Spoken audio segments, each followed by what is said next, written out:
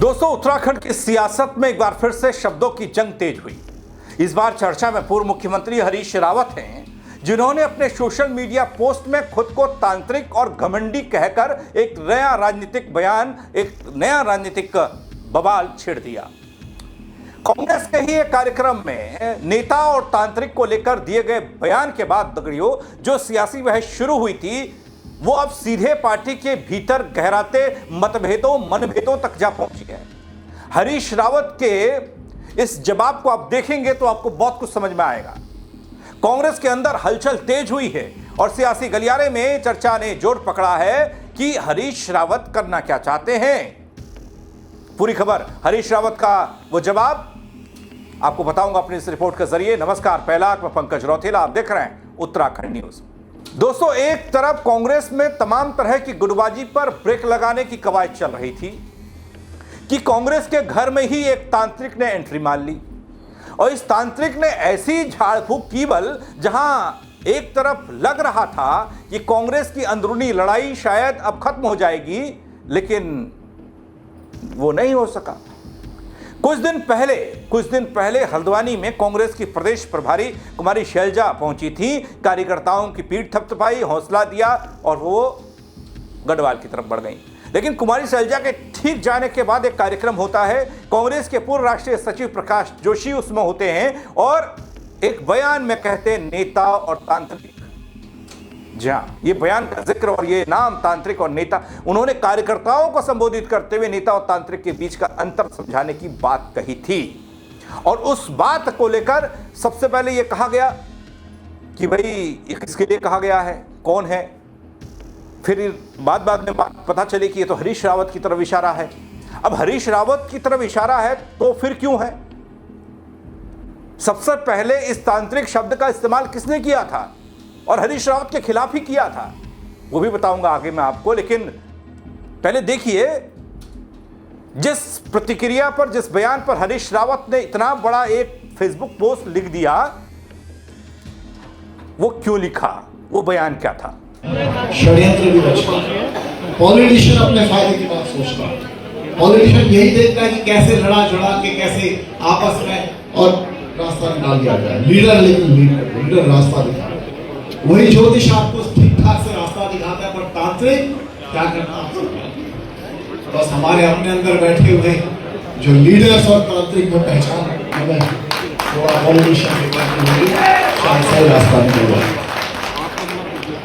सत्ता और हमारे बीच सिर्फ एक ही चीज की कमी है, एक ही दूरी रह गई है। कितनी दूरी है?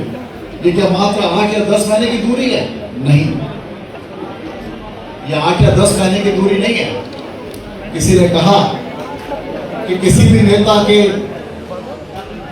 संघर्ष के साथी और सत्ता के साथी अलग हो जाते हैं। ये सच्चाई है कि किसी भी नेता के लिए संघर्ष के साथी और सत्ता के साथी अलग अलग होते हैं। लेकिन आज यहां से विश्वास लेकर हम सब जा रहे हैं कि जो कार्यकर्ता संघर्ष का साथी होगा, हम सबका वही सत्ता का साथी होगा, वही सत्ता का भागीदार होगा। निश्चित तौर पर सत्ता है, निश्चित तौर पर सत्ता है। थोड़ा बहुत मैं क्या करूं, कहा नहीं आता। अब कैसे बदलूं? मेरा अंदर का सॉफ्टवेयर ही ऐसा हो चुका है, अंदर का सॉफ्टवेयर ही ऐसा हो चुका है। वो करप्ट नहीं है, वो अपग्रेडिंग नहीं है, अपग्रेड नहीं हो पा रहा है, पर वो करप्ट भी नहीं, वो ऐसा ही। तो मैं अंत में अपनी बात को खत्म करूंगा कि मैं एक कार्यकर्ता हूँ, सामान्य कार्यकर्ता हूँ, कांग्रेस का एक सिपाही हूँ। कभी मुझसे भी गलतियाँ होती होंगी, मुझसे भी लोग मेरी बातों से सहमत नहीं होते होंगे, थोड़ा होता है सब कुछ। मेरे प्रति भी लोगों को लगता होगा कि नहीं ये तो कहाँ से आ गया, कैसे निपटाओ इसे। तो उनके लिए मैं कहना चाहूँगा कि सिर्फ खंजर ही नहीं, आंखों में पानी चाहिए। सिर्फ खंजर ही नहीं, हाथ में सिर्फ खंजर नहीं चाहिए, सिर्फ खंजर ही नहीं, आंखों में पानी चाहिए। ऐ खुदा, मुझे दुश्मन भी थामना नहीं चाहिए। जी हाँ दोस्तों, इस बयान के बाद कांग्रेस में चर्चा तेज हुई थी कि आखिर कांग्रेस में यह तांत्रिक कौन है। लोग दबी जुबान में पार्टी के वरिष्ठ नेता पूर्व मुख्यमंत्री हरीश रावत की तरफ इशारा कर रहे थे, मान रहे थे। लेकिन दोस्तों, अब तो खुद पूर्व मुख्यमंत्री और कांग्रेस के इस सबसे सीनियर लीडर हरीश रावत ने अपनी चुप्पी तोड़ी है। अपने सोशल मीडिया अकाउंट पर एक लंबी चौड़ी पोस्ट लिखी है।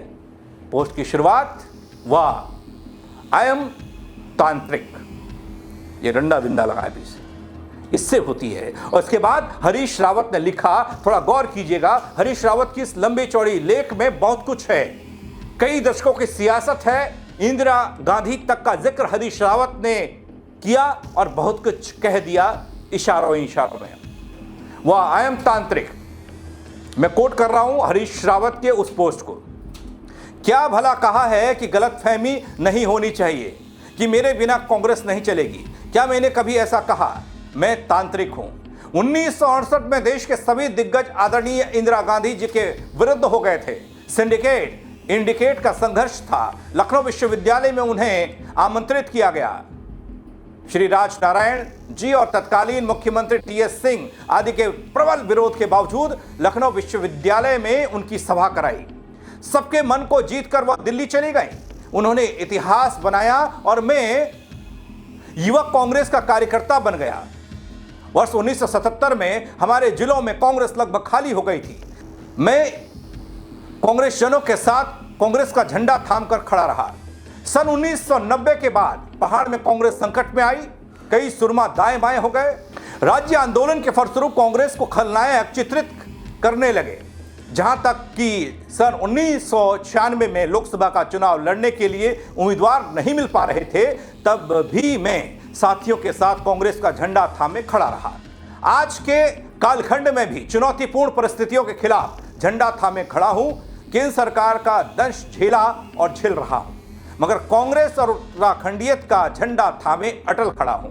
मैं हारा, मगर हार के बाद कांग्रेस नहीं छोड़ी, न क्षेत्र छोड़ा।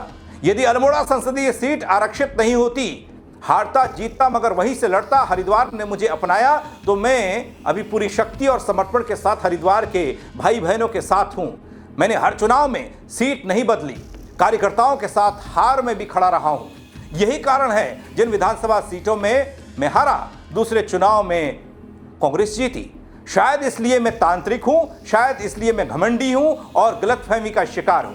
तंत्र का सहारा लिए अब भी मैं खड़ा हूं, मगर यह तंत्र कार्यकर्ता और उत्तराखंडियत पर विश्वास रखने वाले भाई बहनों का है।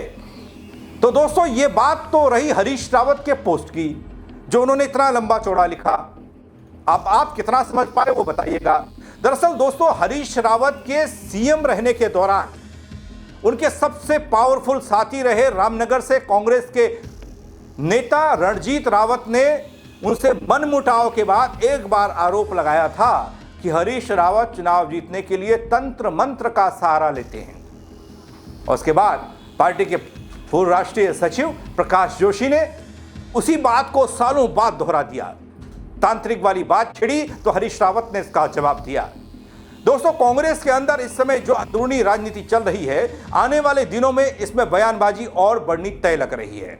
कांग्रेस के भीतर उठे तांत्रिक बयान से शुरू हुआ पूरा सियासी बवाल और भी सीधे पार्टी के दिग्गज नेताओं की बयानबाजी तक जा पहुंचा है। हरीश रावत के इस तीखे पोस्ट के बाद अब चर्चा इस बात पर है कि प्रतिक्रिया उधर से क्या आती है। तीखे और भावनात्मक जवाब के बाद कांग्रेस के वो गुट वाले नेता जो हरीश रावत के खिलाफ या विरोध में हैं, वो क्या करते हैं, उसका भी इंतजार है। सियासी गलियों की बात करूं तो बयान को लेकर अलग अलग मायने निकाले जा रहे हैं। इस पोस्ट के अलग अलग मायने निकाले जा रहे हैं। पार्टी इस पूरे विवाद को कैसे संभालेगी? आने वाले दिनों में चुनाव भी है, क्या ये ज्यादा तूल पकड़ेगा मामला?